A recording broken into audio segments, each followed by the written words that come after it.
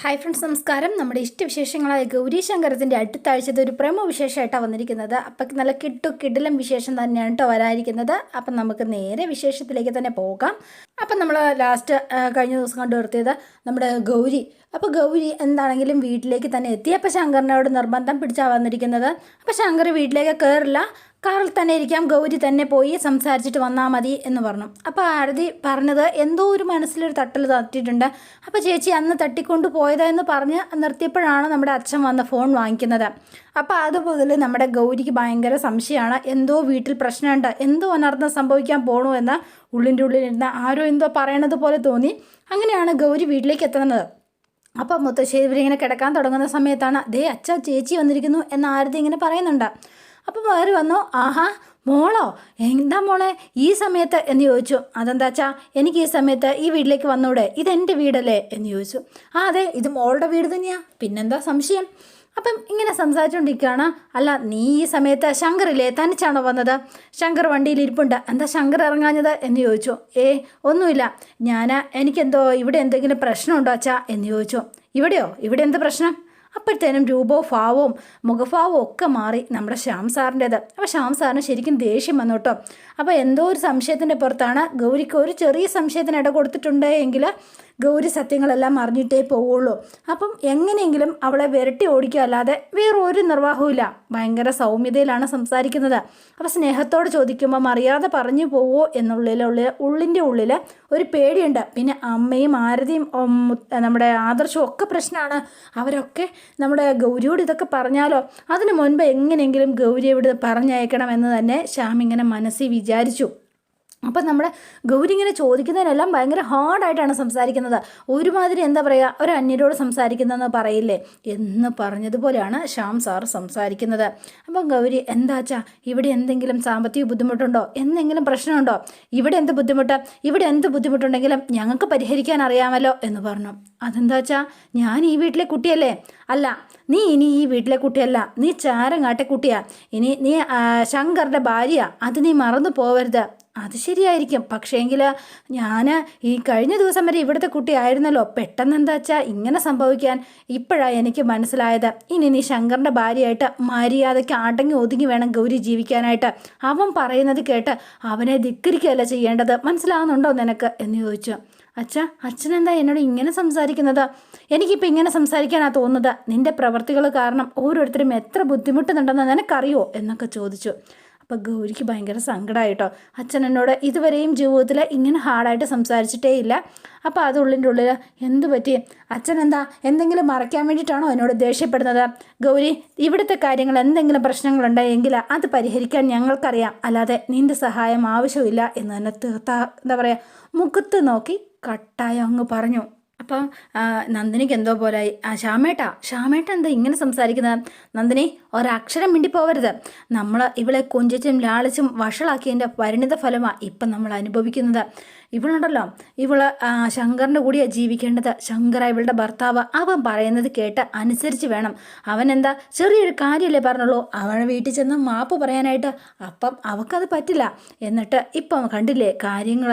അപ്പം എന്താണെങ്കിലും നീ ശങ്കറിൻ്റെ കൂടെ തന്നെ ജീവിച്ചാൽ മതി എന്നൊക്കെ പറഞ്ഞു. അപ്പം ഗൗരി, അച്ഛാ ഞാൻ വന്നത് ബുദ്ധിമുട്ടായോ, എന്നാൽ പിന്നെ ഞാൻ പോവാ എന്ന് പറഞ്ഞ് ഗൗരി ആകെ സങ്കടപ്പെട്ട് നേരെ വണ്ടിയിലേക്ക് വന്ന് കയറി.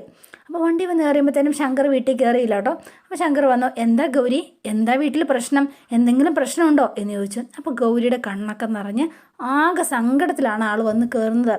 എന്താ ഗൗരി, എന്തെങ്കിലും പ്രശ്നമുണ്ടെങ്കിൽ നമുക്ക് പരിഹരിക്കാവുന്ന കേസല്ലേ ഉള്ളൂ. ഞാനില്ലേ നിൻ്റെ കൂടെ, എന്തിനും ഈ ശങ്കർ ബായ് ഉള്ളപ്പോൾ നീ എന്തിനാ പേടിക്കുന്നത് എന്ന് ചോദിച്ചു. ഒന്നുമില്ല ശങ്കർ എന്ന് പറഞ്ഞു. ഗൗരി, നീ പറഞ്ഞിരുന്നോ വീട്ടിൽ എന്തെങ്കിലും ഞാൻ വരാതിരുന്നെങ്കിലും എന്തെങ്കിലും കാര്യമുണ്ടെങ്കിൽ നീ തന്നെ എന്നോട് പറയുമെന്ന്. അതനുസരിച്ചാണ് ഞാൻ വരാതിരുന്നത്, ഞാൻ വാക്ക് പാലിച്ചു. പക്ഷേങ്കിൽ എന്താ കാര്യമെന്ന് നീ ഇതുവരെ പറഞ്ഞില്ല. അപ്പോൾ ഗൗരി ഇങ്ങനെ നിന്നിട്ട് അവസാനം പറയാണ്, ശങ്കർ, ഞാൻ ആ വീട്ടിൽ ചെന്നപ്പോൾ അതെൻ്റെ വീടായിട്ട് എനിക്ക് തോന്നിയില്ല. ഗൗരി എന്താ ഈ പറയണത് എന്ന് ചോദിച്ചു കേട്ടോ. അതെ, ശരിയാ ശങ്കർ, ഞാൻ പറഞ്ഞത്. അച്ഛൻ എന്നെ വളരെ മോശമായിട്ടാണ് പെരുമാറിയത്. ഞാൻ എന്തോ വലിയ കുറ്റം ചെയ്തതുപോലെ അച്ഛൻ എന്നോട് സംസാരിച്ചത് എനിക്ക് വലിയ സങ്കടമായി. സാരമില്ല, ആരൊക്കെ തള്ളിക്കളഞ്ഞാലും ആരൊക്കെ വേണ്ടാന്ന് വെച്ചാലും ഞാൻ നിന്നെ തള്ളിക്കളയില്ല. ഈ ശങ്കർ ഉള്ളിടത്തോളം കാലം ഗൗരി സുരക്ഷിതയായിരിക്കും. ഗൗരിയും ശങ്കറൂടെ ചേരുമ്പോഴാണ് ആ ഒരു ജീവിതം പൂർത്തീകരിക്കുന്നത്. അല്ലാതെ നീ അതൊന്നും ഓർത്ത് വിഷമിക്കണ്ട. ശ്യാം സാറിന് എന്തെങ്കിലും പ്രയാസം കാണുമായിരിക്കും, അതായിരിക്കും നിന്നോടപ്പം അങ്ങനെ റഫായിട്ട് പെരുമാറിയത്. എന്നാലും അച്ഛൻ എന്തെങ്കിലും പ്രശ്നമുണ്ടെങ്കിൽ അത് എന്നോട് പറയണ്ടേ? എന്തെങ്കിലും ബുദ്ധിമുട്ടുണ്ടെങ്കിൽ ഞാനത് ഓർത്തിട്ട് എനിക്കെന്തോ വല്ലാത്തൊരു വിഷമം തോന്നിയതുകൊണ്ടല്ലേ ഞാൻ ഇവരെ കാണാനൊക്കെ വന്നത്. എന്നിട്ട് അച്ഛൻ ഇങ്ങനെ പെരുമാറിയപ്പോൾ എനിക്ക് സങ്കടമായി ശങ്കർ എന്നൊക്കെ പറഞ്ഞ് ശങ്കറിനോട് പരിഭവം പറഞ്ഞു. അപ്പോൾ ശങ്കർ, സാരമില്ല ഗൗരി, നീ സമാധാനിക്കുക, നമ്മുടെ പ്രശ്നങ്ങളെല്ലാം തീരും, നീ അതൊന്നും ഓർത്ത് എന്താ പറയുക, സങ്കടപ്പെടണ്ട, നിനക്ക് ഞാനില്ലേ എന്നൊക്കെ പറഞ്ഞ് ഇവർ തിരിച്ച് നേരെ ആ വീട്ടിലേക്ക് മടങ്ങിപ്പോവാണ്, ശങ്കറും ഗൗരിയും കൂടെ. അപ്പോൾ ശങ്കറും ഗൗരിയും കൂടെ മടങ്ങിപ്പോയി. അപ്പോൾ ഈ സമയത്ത് ഇവർ ഗൗരി പോയി കഴിഞ്ഞപ്പോഴത്തേനും ശ്യാം സാറിന് ഭയങ്കര സങ്കടപ്പെട്ട് ആകെ കരയാണ്. എൻ്റെ മോളോട് ഞാൻ ഇന്ന് വരെ ഇങ്ങനെ സംസാരിച്ചിട്ടില്ല നന്ദിനി. ആദ്യമായിട്ടാണ് എൻ്റെ മോള് ചങ്ക് തകർന്നാണ് ഇവിടുന്ന് ഇറങ്ങിപ്പോയത്. ശ്യാമേട്ടാ, പിന്നെ എന്തിനാണ് ശ്യാമേട്ടൻ അങ്ങനെ സംസാരിച്ചത്? അതെന്താണെന്ന് വെച്ചാൽ അവൾ എന്തെങ്കിലും സ്നേഹത്തോടെ, അല്ലെങ്കിൽ അവളോട് ഞാൻ സ്നേഹത്തോടെയാണ് പെരുമാറുന്നതെങ്കിൽ അവളോട് എനിക്ക് കള്ളം പറയാൻ കഴിയില്ല നന്ദിനി. അതുകൊണ്ട് ഞാൻ സത്യം പറഞ്ഞു പോകുമെന്നുള്ള പേടി കൊണ്ടാണ് ഞാൻ അങ്ങനെ സംസാരിച്ചത്, മറ്റൊന്നും കൊണ്ടല്ല. അവളെ ഒന്നും അറിയിക്കരുത്. എത്രയും വേഗം തന്നെ ആ ധ്രുവന് കൊടുക്കാനുള്ള പൈസ കൊടുത്ത് നമുക്ക് ഈ കേസൊന്ന് ഒഴിവാക്കണം എന്ന് പറഞ്ഞു. അപ്പം ആകെ സങ്കടപ്പെട്ട് ഗൗരി അങ്ങ് പോവുകയും ചെയ്തു കേട്ടോ. പിന്നെ നമ്മൾ കാണുന്നത് ആദർശിനെയാണ്. അപ്പോൾ ഇവർ ലോണിന് വേണ്ടിയിട്ട് ഇങ്ങനെ നടന്നു. പക്ഷേങ്കിൽ ലോണിൻ്റെ ഇതൊക്കെ പേപ്പേഴ്സൊക്കെ ശരിയാകാനായിട്ട് കുറച്ച് സമയം പിടിക്കും. അപ്പോൾ 2-3 ദിവസം കഴിഞ്ഞപ്പോഴത്തേനും ഈ ധ്രുവൻ വീട്ടിലേക്ക് കയറി വരികയാണ്. അവൻ കയറി വന്നിട്ട് എല്ലാവരും അവിടെ ഉണ്ട് കേട്ടോ. അപ്പോൾ മുത്തശ്ശിയും നമ്മുടെ ശ്യാം സാറും നന്ദിനിയമ്മയും ആദർശും ആരതിയും ഒക്കെ ഉണ്ട്. അപ്പോൾ ഇവരെല്ലാവരും കൂടി ഇങ്ങനെ നിൽക്കുകയാണ്. ഇവിടെ എല്ലാവരും ഇങ്ങനെ നിൽക്കുന്ന സമയത്ത് പെട്ടെന്ന് തന്നെ ഇവനിങ്ങനെ കയറി വന്നിട്ടുണ്ടെങ്കിൽ തന്നെ, ആഹാ, എന്താ ശ്യാം സാറേ, സുഖമല്ലേ എന്ന് ചോദിച്ചു. എന്തിനാ ധ്രുവ നീ ഇങ്ങോട്ടേക്ക് വന്നത്? നിൻ്റെ കാര്യം ഞാൻ പറഞ്ഞതല്ലേ, എല്ലാ കാര്യങ്ങളും ശരിയായ ശേഷം നിന്നെ ഞാൻ വന്ന് കണ്ടേനേലോ. അയ്യോ ശ്യാം സാറ്, ഞാൻ പറഞ്ഞായിരുന്നല്ലോ 3-4 ദിവസത്തെ സമയം തരുള്ളൂ എന്ന്. എന്നിട്ട് സാറിന് ഒരു അനക്കവും ഇല്ല. ഇനിയിപ്പോൾ സാറിന് പൈസ തരാൻ കഴിയില്ല. സാറ് വിഷമിക്കണ്ട കേട്ടോ. സാറിനെ ഞാൻ ബുദ്ധിമുട്ടിക്കാനൊന്നും വന്നതല്ല കേട്ടോ. ഞാൻ നല്ലൊരു കാര്യമായിട്ടാണ് വന്നത്. ശ്യാം സാറേ, ഒരു കാര്യം ഞാൻ പറഞ്ഞോട്ടെ. ഞാൻ വന്നത് എന്താണെന്ന് വെച്ചാലേ, ഇനിയിപ്പം സാർ ഒരു കാര്യം ചെയ്യാം. ഇനി 10 ലക്ഷം രൂപയുടെ പുറകെയൊന്നും ഓടണ്ടെന്നേ. നമുക്ക് അതങ്ങ് വേണ്ടാന്ന് വെക്കാം. ഒരു കാര്യം ചെയ്താൽ മാത്രം മതി. ആരതിയെ എനിക്ക് വിവാഹം കഴിച്ചതാ. അച്ഛൻ്റെ സ്ഥാനത്ത് നിന്ന് എനിക്കെന്താ കുഴപ്പം? ശങ്കറിനെ ഉപേക്ഷിച്ച് എനിക്ക് വിദ്യാഭ്യാസം ഇല്ലേ, സൗന്ദര്യം ഇല്ലേ, പിന്നെ എന്താ എനിക്ക് കൂടെ കൊണ്ട് നടക്കാനായിട്ട് കൊള്ളാവുന്ന ആളല്ലേ ഞാൻ എന്നൊക്കെ ചോദിച്ച് ഇവനിങ്ങനെ നിൽക്കുകയാണ്. അപ്പോഴത്തേനും ആദർശിന് കാല് കയറിയിട്ട് നിൽക്കാൻ പറ്റുന്നില്ല. ഡാ, നീ എൻ്റെ വീട്ടിൽ വന്ന് സംസാരിക്കാറായോ? ആദർശേ വേണ്ട എന്ന് ഒന്ന് ശ്യാം സാറ് പറഞ്ഞു. അച്ഛാ, ഇവനെയൊക്കെ ആദർശേ നിന്നോടല്ലേ പറഞ്ഞത് മിണ്ടണ്ട, നീ അകത്ത് കയറിപ്പോ എന്ന് പറഞ്ഞു. അപ്പോൾ ആദർശ് പതുക്കെ അകത്തേക്ക് കയറിപ്പോയി. അപ്പോൾ ശ്യാം സാർ ഇങ്ങനെ സംസാരിച്ചു. ധ്രുവ, നീ ഇപ്പോൾ പോ, 2 ദിവസത്തിനുള്ളിൽ ഞാൻ പൈസ എന്താണെങ്കിലും എത്തിക്കാം എന്ന് പറഞ്ഞു.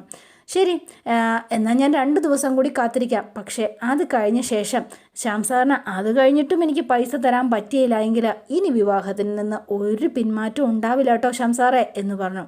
ആരതി, ഞാൻ പോട്ടെ, ഞാൻ കാത്തിരിക്കും കേട്ടോ. എനിക്ക് ആരതി ഒരുപാട് ഇഷ്ടമാണ്. അപ്പോൾ ആരതിയുടെയൊക്കെ ഈ നോട്ടമൊക്കെ കണ്ടപ്പോഴത്തേനും ആരതിക്ക് ആകെ വല്ലാത്തൊരു ഫീലിങ്സാണ് തോന്നിയത് കേട്ടോ. അപ്പോൾ ആരതി എന്ത് ചെയ്തു, എന്താ ചെയ്യേണ്ടതെന്നറിയില്ല.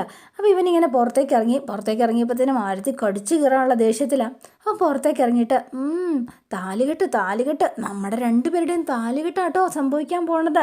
നീ എന്നെ സ്വപ്നം കണ്ടിരുന്നോ? നിന്നെ ഞാൻ സ്വപ്നം കണ്ടിരിക്കും എന്നൊക്കെയുള്ള മട്ടിൽ ഇവൻ അങ്ങ് പോയി. അപ്പോൾ ആരതിക്ക് ആകെ സങ്കടമായി. അപ്പോൾ ആരതി അകത്ത് കയറി വന്നിട്ട്, അച്ഛ ഞാൻ പറഞ്ഞതല്ലേ, ചേച്ചിയോട് എല്ലാ കാര്യങ്ങളും പറഞ്ഞിരുന്നെങ്കിൽ ഇങ്ങനെ സംഭവിക്കുമായിരുന്നോ? ചേച്ചി സത്യാവസ്ഥ എന്താണെന്ന് പറഞ്ഞാൽ ഇവൻ്റെ ഭീഷണിക്ക് മുന്നിൽ ഇനിയിപ്പം എൻ്റെ ജീവിതം കൂടി നശിപ്പിക്കുമോ?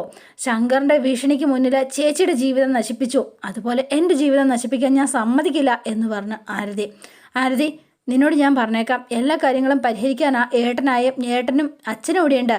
പിന്നെ നീ എന്തിനാ ഇത്ര വലിയ ടെൻഷൻ അടിക്കുന്ന എന്ന് ചോദിച്ചു. എൻ്റെ ജീവിതം കളയാൻ ഞാൻ തയ്യാറല്ലച്ചാ. എനിക്ക് അതുപോലൊരു ജീവിതം വേണ്ട. ഞാൻ ആഗ്രഹിക്കുന്ന ഒരു ജീവിതം മതി എന്ന് പറഞ്ഞു. ഞാനല്ലേ പറയണത്, നീ സമാധാനമായിട്ടിരിക്കുക. പക്ഷേ വേണ്ട, എൻ്റെ ചേച്ചിയോട് പറഞ്ഞതും ഇങ്ങനെ തന്നെയാ.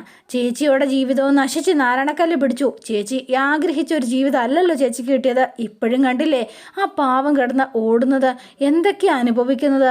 അതുപോലെ അനുഭവിക്കാൻ ഞാൻ തയ്യാറല്ല എന്ന് പറഞ്ഞു. അപ്പം ഇതിങ്ങനെ പറഞ്ഞ് ഇവരെ ആശ്വസിപ്പിച്ച് ആരതിയൊക്കെ പറഞ്ഞു വിട്ടെങ്കിലും ആരതിക്ക് ഉറക്കം വരുന്നതേയില്ല.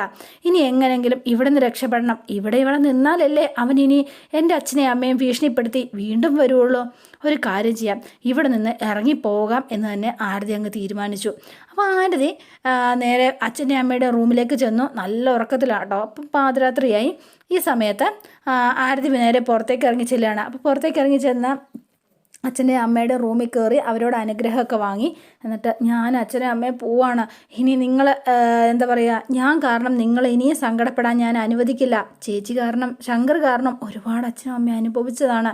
ഇനി ഞാൻ കാരണം അനുഭവിക്കാൻ പാടില്ല എന്നുള്ള മട്ടിൽ ആരതി ഇറങ്ങി പുറത്തേക്ക് പോവാണ് കേട്ടോ. അപ്പം ആരതി നേരെ എങ്ങോട്ടാണ് പോണത് എന്നൊന്നും അറിയില്ല. പുള്ളി എങ്ങോട്ടാണ് പോകേണ്ടതെന്നും അറിയില്ല.